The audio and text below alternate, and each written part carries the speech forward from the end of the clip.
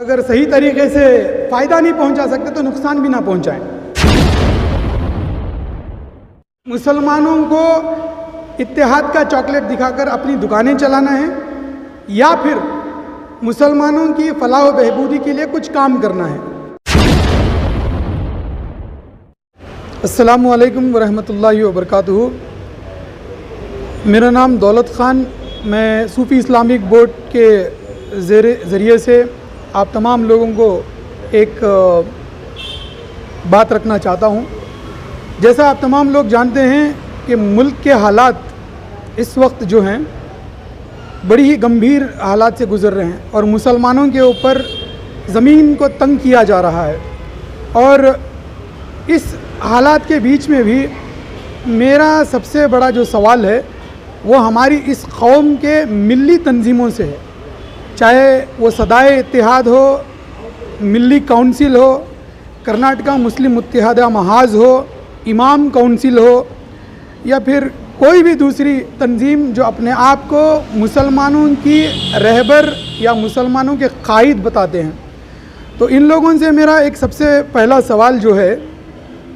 जितने भी उलमाए इकराम, चाहे वो तबलीगी जमात के हों, अहले सुन्नत वल जमात के हों, बरेलवी जमात के हों,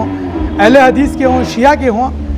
इन तमाम तंजीमों के अंदर एक अमल ऐसा है कि तमाम उलमाए इकराम को एक सिंगल प्लेटफॉर्म पे लाया जाता है।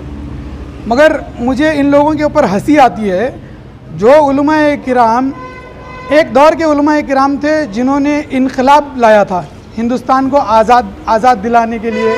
आज़ादी की लड़ाई के लिए। और हज़रत टिप्पू सुल्तान शहीद रहमतुल्लाह अलैह की फ़ौज के अंदर जो किरदार उलमाए इकराम का रहा, मुझे बड़े ही दुख के साथ ये कहना चाहता है कि आज के उलमाए इकराम फैंसी कारों में, एसी की कारों में आते हैं, बंद चार दीवारी के कमरों में बैठते हैं, चाय और शरबत पीकर इत्तेहाद की बात कर कर चले जाते हैं। और यही उलमाए इकराम अपनी मिंबरों पर जाके जब बैठते हैं तो फिर दोबारा मुसलमानों को ये मुशरिक, ये मुनाफिक, ये देवबंदी, ये बरेलवी, ये अहले हदीस, ये शिया, ये मुनाफिक, यही फतवे दोबारा लगाते हैं। तो मुझे ये जानना है कि ये मिली तंजीमों का मकसद क्या है। तो इन लोगों का मकसद क्या मुसलमानों को इत्तेहाद का चॉकलेट दिखाकर अपनी दुकानें चलाना है या फिर मुसलमानों की फलाह व बहबूदी के लिए कुछ काम करना है। मेरा सबसे पहला सवाल जो है,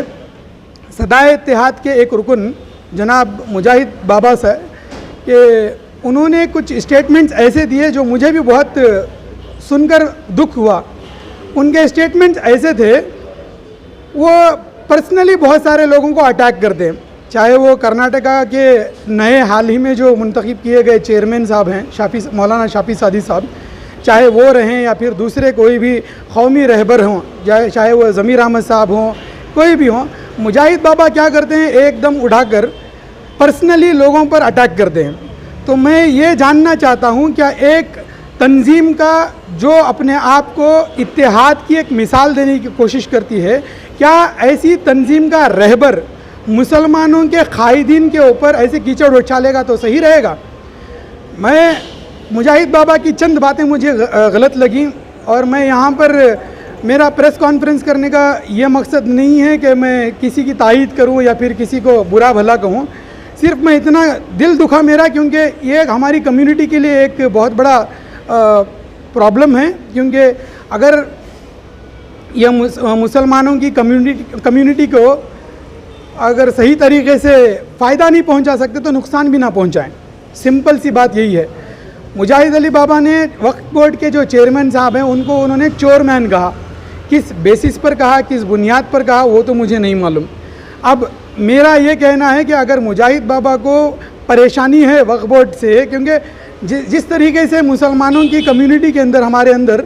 वक्फ बोर्ड का जैसे ही नाम आता है तो लोगों के अंदर एक गुस्सा फैलता है। क्यों? क्योंकि वक्फ बोर्ड के अंदर ऐसे धांधले हो चुके हैं और मुसलमानों की ज़मीनों को इस तरीके से बर्बाद किया हुआ है कि मुसलमानों को जैसे ही वक्फ बोर्ड का नाम आता है लगता है कि ये करप्टेड है। बट मेरे हिसाब से जो बंदा एक आलिम दीन भी है और एक इंटेलेक्चुअल भी है और उसके साथ साथ एक कौम की सूझबूझ भी रखने वाला बंदा है और एपी उस्ताद जो अबू बकर मुस्लियार साहब हैं, जिनको शेखुल इस्लाम भी कहा जाता है, हिंदुस्तान के शेखुल इस्लाम हैं, उनके अंदर तरबियत याफ्ता एक मौलाना के ऊपर एक छोटी मोटी गंदी बातें इस्तेमाल करना, गंदे अल्फाज इस्तेमाल करना, ये ज़ेबा नहीं देता। मुजाहिद बाबा से मैं एक ही बात कहूँगा कि मुजाहिद बाबा अगर जानते हैं कि इन्होंने कुछ घपला किया है तो इंशाअल्लाह अल्लाह रब्बुल इज़्ज़त गवाह है कि हम नौजवानों ने हमेशा एक ऐसा काम किया है कि कोई वो सियासी कायद भी हो या फिर कोई भी हो, गलत किया है तो अल्लाह के फजल से हम उनके गिरेबान को हाथ डाल के सवाल करने की हिम्मत रखते हैं, क्योंकि आज तक किसी माई के लाल को हमने 1 रुपया देकर ख़ुद को बेचा नहीं है और ना इंशाअल्लाह कभी बिकेंगे। तो इससे मैं कहना चाहता हूँ कि मुजाहिद बाबा ने एक बात कही थी कि ये आरएसएस के बीजेपी के एजेंट हैं, तो मुजाहिद बाबा को मैं यही कहूँगा कि वो किसी के ऊपर पर्सनली तंज करना छोड़ दें।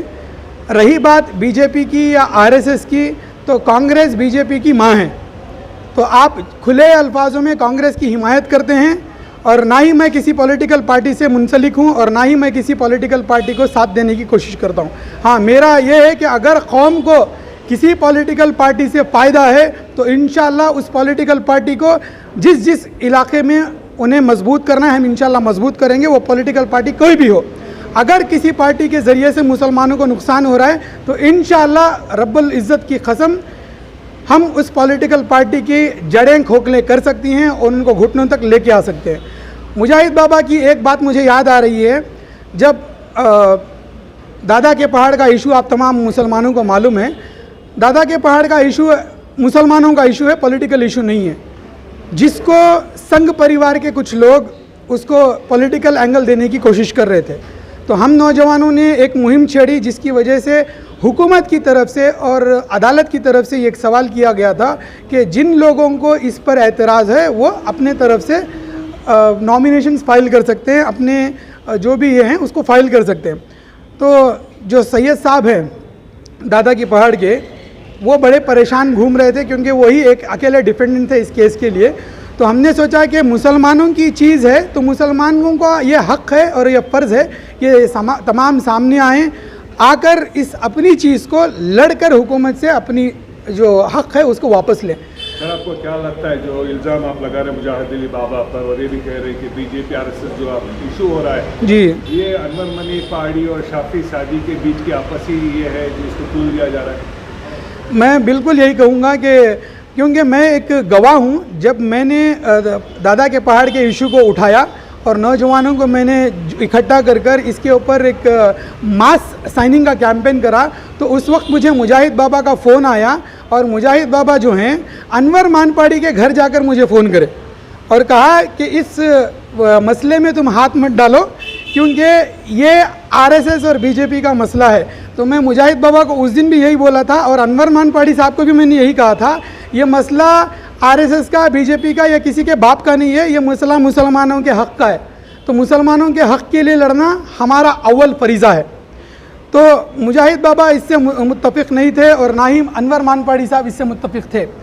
तो मैं यही कहता हूँ कि जब ये चेयरमैन साहब को एक इल्ज़ाम लगा रहे हैं कि ये आरएसएस के एजेंट हैं, बीजेपी के एजेंट हैं, तो अनवर मानपाड़ी जो हैं वो कहाँ से हैं, मुंसलिक हैं, और मुजाहिद बाबा को अनवर मानपाड़ी के घर जाकर मुझे फ़ोन कराने की क्या ज़रूरत थी?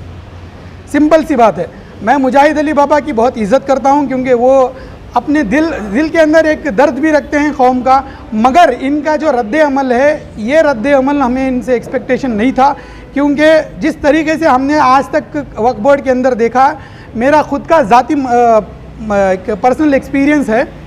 हम लोग जब भी वक्फ बोर्ड गए हैं सिर्फ़ और सिर्फ लड़ाई की वजह से गए हैं। जब भी गए हैं कि कोई ना कोई इशू को लेकर लड़ने के लिए गए हैं, मगर जब से मौलाना शाफी सादी साहब आए हैं अल्हम्दुलिल्लाह एक उम्मीद की किरण जगी है कि कहीं ना कहीं कोई अच्छा काम करेंगे। और मैं इस वीडियो के ज़रिए से मैं ये भी बात बता दूं, अगर इंशाअल्लाह शाफी सादी साहब कहीं पे गलत होंगे तो पहला उनके गिरेबान पर हाथ डालने वाला शख्स मैं ही रहूँगा इंशाअल्लाह।